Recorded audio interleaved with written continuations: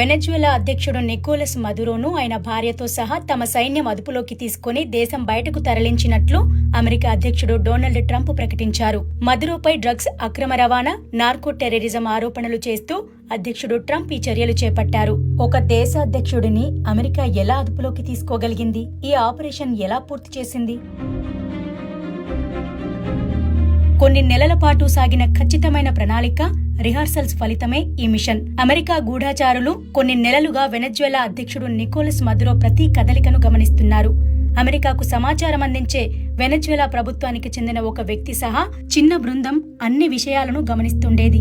63 ఏళ్ల మదురో ఎక్కడ నిద్రపోతారు, ఏం తింటారు, ఏ దుస్తులు ధరిస్తారు, చివరకు ఆయన పెంపుడు జంతువులు సహా ప్రతి విషయాన్ని గమనించేదని ఉన్నత స్థాయి మిలిటరీ అధికారులు చెప్పారు. డిసెంబర్ మొదట్లో ఆపరేషన్ అబ్సల్యూట్ రిసాల్వ్ అనే మిషన్ను ఆమోదించారు.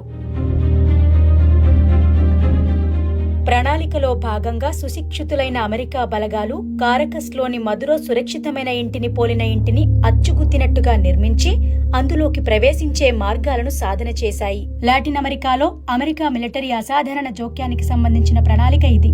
ప్రచ్ఛన్న యుద్ధకాలం నుంచి ఇలాంటివి జరగలేదు. దీన్ని అత్యంత రహస్యంగా ఉంచారు. కాంగ్రెస్ కు సమాచారం ఇవ్వలేదు, సంప్రదింపులు జరపలేదు. అన్ని ఏర్పాట్లు చేసుకున్న తర్వాత ఆపరేషన్ చేపట్టడానికి సరైన పరిస్థితుల కోసం ఉన్నత స్థాయి మిలిటరీ అధికారులు ఎదురుచూశారు. ఏమాత్రం ఊహించలేని స్థాయిలో ఇది జరగాలని వారు కోరుకున్నట్టు అధికారులు చెప్పారు.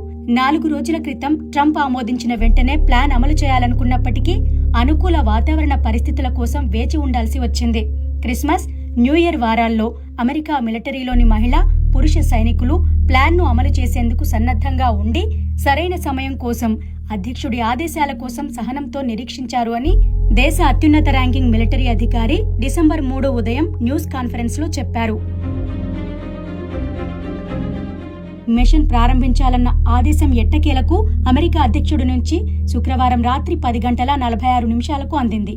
అంటే ఇది భారత కాలమానం ప్రకారం శనివారం ఉదయం 8:16 అందింది. 3 రోజుల క్రితం, 2 రోజుల క్రితం ఈ ఆపరేషన్ చేయాలనుకున్నాం. కానీ అకస్మాత్తుగా ఈ అవకాశం వచ్చింది. ఇక మొదలు పెట్టండి అని నేను చెప్పా అని ఫాక్స్ అండ్ ఫ్రెండ్స్ తో డొనాల్డ్ ట్రంప్ చెప్పారు. గుడ్ లక్, దేవుడి ఆశీస్సులతో విజయవంతం కావాలని ఆయన మాతో చెప్పారు. దానికి మేం కృతజ్ఞులమని జనరల్ కెయిన్ చెప్పారు. కారకస్ లో అర్ధరాత్రి అయ్యేందుకు కాస్త ముందు ట్రంప్ ఆదేశాలు వచ్చాయి.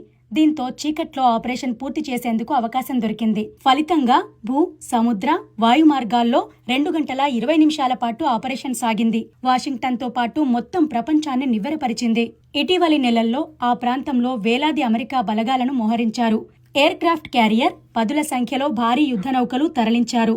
కొన్ని దశాబ్దాల తరువాత భారీ స్థాయిలో జరిగిన మిలిటరీ మోహరింపు ఇది.